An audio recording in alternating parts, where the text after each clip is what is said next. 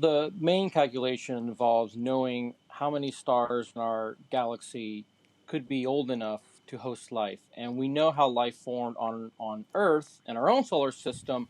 We know how long it took. We know what kind of metallicity, that is, the kind of metals we have. And if you look at what other stars in our galaxy has those properties, you're able to come up with this number, which the average is 36 for the number of possible planets that could host intelligent communicating civilizations.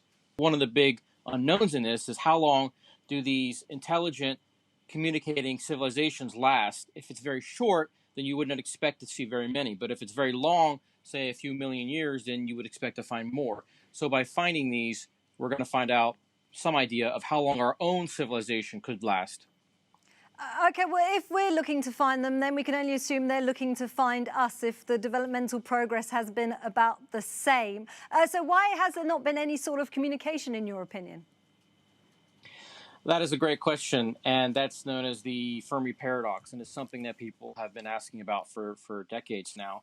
My personal take is that it's just very rare that these type of civilizations that could communicate, that have technology, are very rare, and that their lifetimes are not very long. Even if they're thousands of years, you still would not expect to find very many close to us. So they're just far away, and so we just haven't been able to detect them yet.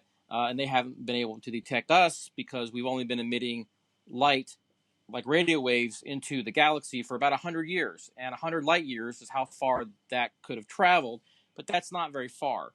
And so it will take thousands of years for our detections, our radio emission to reach those other stars where possibly life exists. So it's just that they're so far away. It's probably the reason we haven't seen them yet. And that's what our calculations suggest.